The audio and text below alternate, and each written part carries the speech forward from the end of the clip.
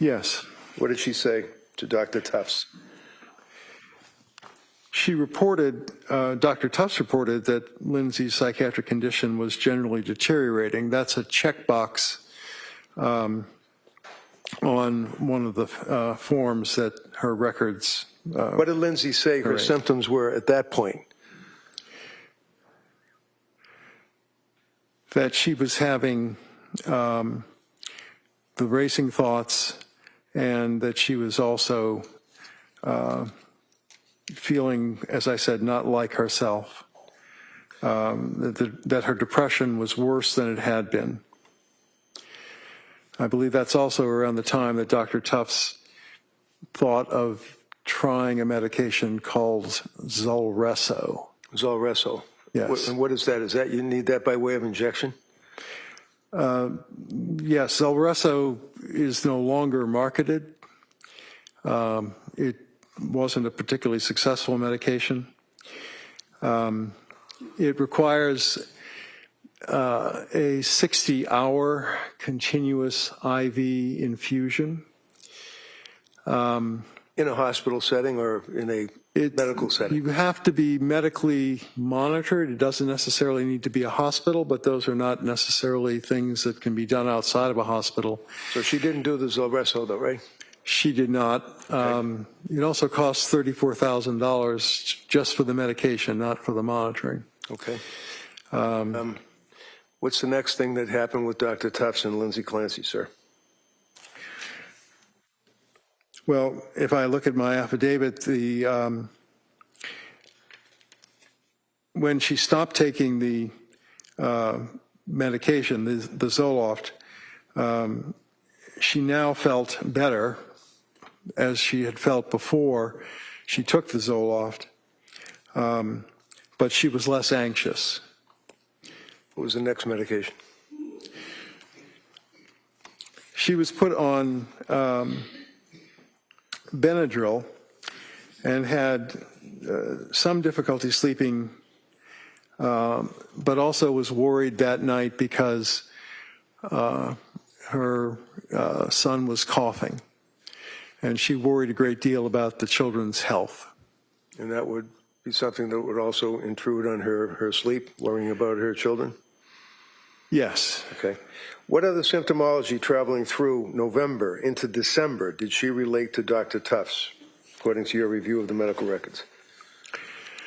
Well, she talked about things like dizziness, feeling sedated in the morning when she woke up, if she got any sleep at all. And I think she used the term brain fog at times. These are sometimes symptoms that people who are experiencing postpartum depression frequently complain about. She continued to complain about anxiety. Well, it's not what they're complaining about, it's what they're living, right? It is a very unpleasant experience, yes. And continuing on through November, at some point did she leave or stop with Tufts and go to another healthcare provider by way of either emergency room initially and then another healthcare provider? Yes. Who was that? She started treatment with Rebecca Gelada, a nurse practitioner at South Shore perinatal program. Now, one of the things that was apparent that we, if you recall, I believe, that she also had initially been referred there by a friend of the family. Is that right? To that perinatal clinic? Yes. My understanding from the records is that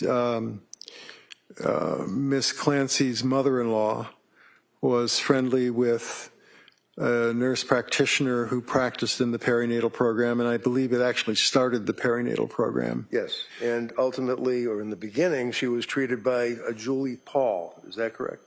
Yes. Do you remember looking at the medical records and that on November 27th of 2022, nurse practitioner Julie Paul reported that Lindsay stated that she was disassociated, that she was not in touch with reality. Do you remember that? Yes. And what is that a symptomology? Is that a symptom of psychosis to be disassociated and not in touch with reality? It certainly can be. Dissociation can mean that people feel like things around them are not real. Right, and that's a pretty serious feeling to have, right? It is. And that's pretty common, unfortunately, with women that have postpartum psychosis, right? It certainly can be, yes. And what are the other symptomologies of postpartum psychosis, sir? Well, psychosis in general just means a lack of understanding of what's real as opposed to what is not. So a person with psychosis can have delusions, which are fixed false beliefs. They could believe that, for example, they have been told by God to do something. Okay. They can also have hallucinations at times. What kind of hallucinations? Most people have auditory hallucinations, not visual hallucinations. Hearing. Is that correct? Auditory is hearing, right? Yes. Okay, as opposed to what? As opposed to visual hallucinations? Visual.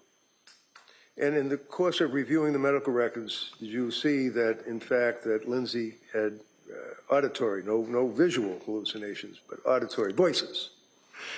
At times, she reported that she had heard a voice, yes. Okay. Do you recall that as the time went by that she, in December, do you remember seeing in the medical records that she was relating that she was heavy, that she couldn't get out of bed, that she couldn't bathe, that she couldn't react, she couldn't love, she couldn't feel? Do you remember any of that from looking at the medical records? Yes, those are all phrases that I recall from the medical records. They were all coming from her, right? Yes. To the doctors. Yes. That would be Dr. Tufts and then Dr. Gelada. Is that right? Nurse Gelada. Sorry, nurse practitioner Gelada. Do you recall, sir, that nurse practitioner Gelada prescribed additional medications to Lindsay during that period of time from November through December? Yes. Can you tell us what they were? I'd have to look to be sure, but I believe she continued the Benadryl at times. And there was some talk about the use of Buspar, but I believe that was Dr. Tufts. About the what? I'm sorry? I said it. I'm sorry? What was the word you just used? Oh, sorry. Buspar, which is the brand name for Buspirone, which is an anti-anxiety medication. Right. How about Remeron? Was there ever a prescription for Remeron? Remeron is a different kind of antidepressant, which helps people sleep a little bit and also sometimes helps their appetite. Yes, that was another. The answer is yes, she was prescribed Remeron? Yes, she was. And that's an antidepressant? It is. Is that mocking or similar to, but not exactly the same as the selective serotonin reuptake inhibitor, Zoloft, Prozac, things of that nature, right? It's similar in the sense that it has an antidepressant effect. It has some effect on serotonin. It has some effect on the adrenergic system as well. The what? The adrenergic system. Adrenaline is a neurotransmitter. It's also a hormone that circulates if you are suddenly scared or something like that. You get a surge of adrenaline. So if you were in a near-miss car accident, you might find yourself shaking because adrenaline will flood into your system from the adrenal glands. But it's also a neurotransmitter, and mirtazapine has some effect on that. Now you said mirtazapine. Is that the same as Remeron? Yes, Okay. sorry. So it's two different names, generic and not generic. Mirtazapine is the generic name, and I was taught to use generic names, but Okay. yes, Remeron is. Around this time, Lindsay has been prescribed the Prozac, she had been prescribed the Remeron, she had been prescribed the Benadryl, she had been prescribed other medications very similar to the SSRIs. Is that correct? Yes. All right, and does the selective serotonin reuptake inhibitor, that's fancy word, what does it mean? Isn't that serotonin in your brain? Doesn't it block or in some fashion affect your brain? It's a little complicated to explain, but Well, let's explain serotonin. it. Tell the jury what serotonin means and what happens when you take an SSRI, please. Okay, serotonin in this sense is a neurotransmitter. The brain is a relatively complicated place. It has about 86 billion nerve cells. They've got thousands of connections to each other, but they're not like the wires in your house where you put two pieces of wire together, twist the copper, and then put a nut on that. Nerves don't touch. They go close to each other, but there's a space between them, and that's called the synaptic cleft. One nerve secretes a neurotransmitter into the synaptic cleft, and it moves over to the next nerve in line where there's a receptor. Serotonin does that in the synaptic cleft, but it's also taken back up by the nerve that secreted it so it's reuptaked. So a selective serotonin reuptake inhibitor slows down the reuptake of serotonin, prolonging its activity in the synaptic cleft, which causes the next nerve in line to be activated. I'm sorry that it's so complicated. So that's what serotonin is doing, and that's what a reuptake inhibitor does. When a woman is pregnant or has just had a baby, can you tell me what effect, for example, hormones have when a person has a baby? I know we're two guys, but I mean, do you know what happens when a woman has a baby? I've been at quite a few deliveries, yes. Okay. The fact is that many hormones increase. So progesterone is a hormone that many people have heard of. It's a component of birth control pills because it promotes gestation. So progesterone in a birth control pill fools the body into thinking it's pregnant, which means it doesn't, the woman doesn't produce eggs that could be fertilized, and that's the way the birth control pill works, or some of them do. Progesterone goes down very quickly after birth, as do many other hormones that are going up and then down after birth. So if the hormones go up, and if there's an overload, if you will, might be the wrong word, of hormones, what effect does that have on the human body? What effect does that have on a woman who's just had a baby? Well, it's quite complicated. Just tell us basically what your feeling is. If they want to get into it, they can ask. But what effect does it have on a woman that has a baby? Well, one of the other hormones that goes up is prolactin. So after the woman gives birth, prolactin promotes lactation, and it's a hormone that increases so that the mother can then breastfeed. These hormones are also seen in all mammals that feed their young through producing milk. So it's a very common mammalian thing to do. But other kinds of things can happen to... Did you say males or mammals? Mammals. Okay, because mammals don't breastfeed, right?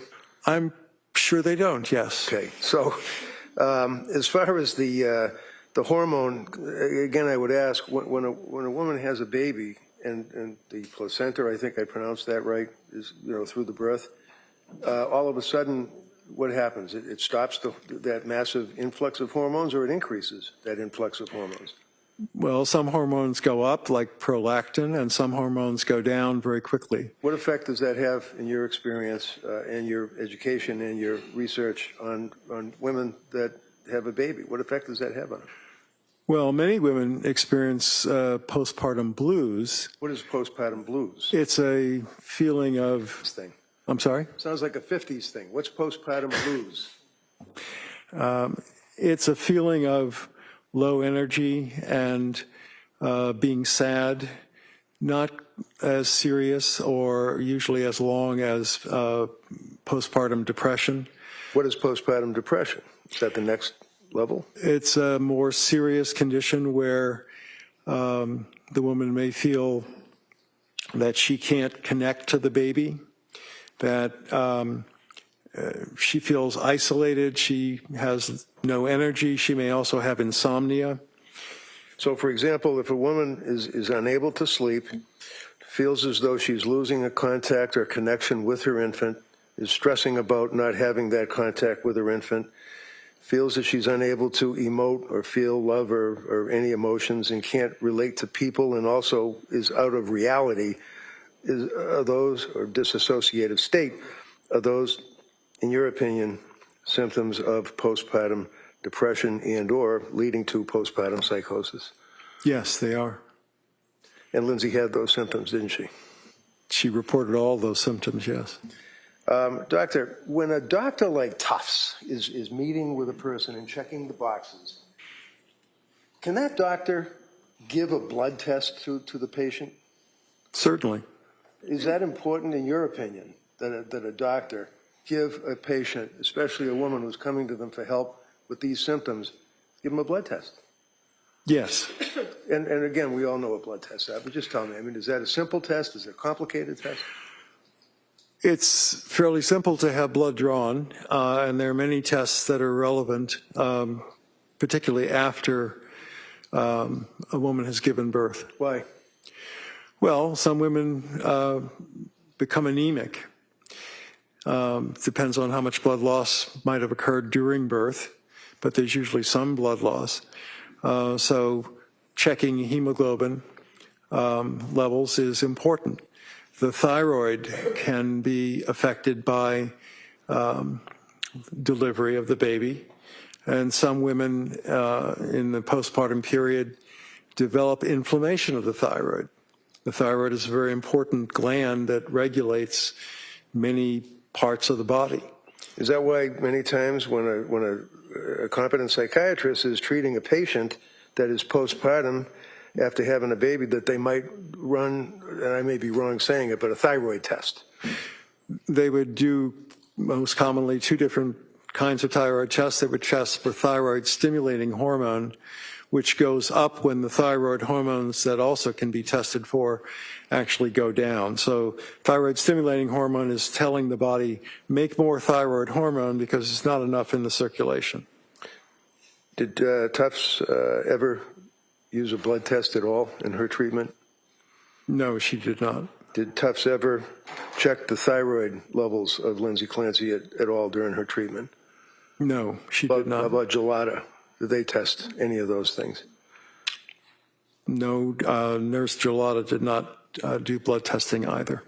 Now, you've made reference, sir, to postpartum depression, postpartum psychosis. You're familiar with the DSM, or what is referred to as DSM? And this is where today's testimony takes a much more serious turn. What the jury just heard was not simply a discussion about medications. It was a timeline of a woman repeatedly describing symptoms that, according to the testimony, were becoming increasingly severe. The records described Lindsay as experiencing racing thoughts, worsening depression, anxiety, insomnia, dizziness, sedation, and what she described as feeling disconnected from reality. The testimony also addressed reports of hearing a voice and her statements that she couldn't get out of bed, couldn't bathe, couldn't feel emotions, and couldn't connect in the way she normally would. And that is significant because the expert connected several of those symptoms with postpartum depression and potentially postpartum psychosis. When asked directly whether Lindsay had reported those symptoms, the answer was yes. But perhaps one of the most striking moments came later. The testimony turned to something as basic as blood work.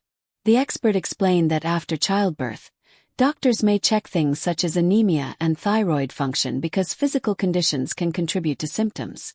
Then came the question the jury will likely remember. Were those tests actually done? According to the testimony, no. Dr. Tufts did not conduct blood testing or check Lindsay's thyroid levels. And neither did nurse practitioner Gelato. Now, that does not by itself prove what caused Lindsay's condition, and it does not tell us what a doctor ultimately should have done. Those are questions for the jury to weigh against the full medical evidence. But from a courtroom perspective, this testimony creates a powerful issue. When the symptoms were becoming more serious, was the problem fully recognized, investigated, and treated, or were important warning signs being missed?